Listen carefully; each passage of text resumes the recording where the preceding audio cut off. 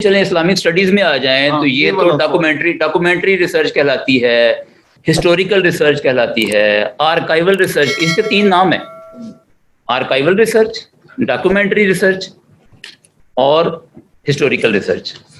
اور یہ جو ریسرچ کی یہ جو اقسام ہیں، یہ جو بڑا ڈیزائن ہے، یہ کوالٹیٹیو ریسرچ کہلاتی ہے، یہ کوانٹیٹیو نہیں ہے، یہ کوالٹیٹیو ریسرچ کی ٹائپس ہیں، ڈاکومنٹری یا ہسٹوریکل.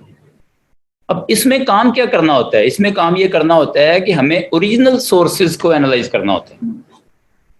سب سے پہلے تو یہ جائزہ لینا ہوتا ہے کہ اوریجنل سورس ہے کون سا، جو چیز بیان کی جا رہی ہے وہ اوریجنل سورس میں ہے بھی کہ نہیں، یا جو ڈاکومنٹ آپ کے سامنے پیش کیا جا رہا ہے، آپ کو کہا جا رہا ہے جی یہ کتابچہ پکڑیں، یہ امام غزالی نے لکھا ہے، تو یہ جائزہ لینا ہے کہ انہوں نے لکھا ہے کہ نہیں لکھا، یعنی وہ ڈاکومنٹ اصل ہے کہ نقل ہے.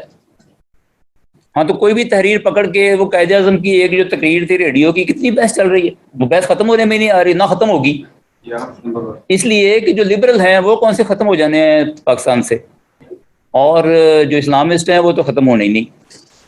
تو دونوں کی بحث چلتی رہنی ہے. وہ کہتے ہیں جی کہ یہاں اسلام کے ہم نے تجربات کرنے تھے، اور دوسرے کہتے ہیں جی نہیں جی یہاں تو سارے مذاہب کو آزادی تھی اور قائد اعظم تو لبرل تھے. تو یہ بحث چلتے رہنی ہے. ایک ریڈیو کی تقریر ہے جو کہیں سے مل بھی نہیں رہی، اس کا آرکائیو غائب ہے.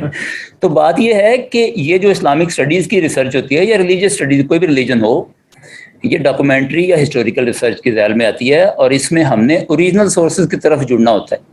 یعنی انسان کو اس کی ہدایت کے ساتھ جوڑنا ہے نا، تو ہدایت کا جو سورس ہے اس کو اصل سورس ماننا ہے کہ نہیں ماننا، وہ ہے کہ نہیں ہے، اس کی طرف. اور اگلا کام پھر وہ لنگوسٹکس والوں کو آ جائے گا انٹرپریٹیشن کا، کہ اچھا جی قرآن کی آیت تو ٹھیک ہے لیکن اس کی میننگ کیا ہے، اس کو جن لوگوں نے سمجھا ہے وہ کیا سمجھا ہے، اور کیا وہ صحیح سمجھا ہے یا اس کے کوئی میننگ اور بھی نکلتے ہیں.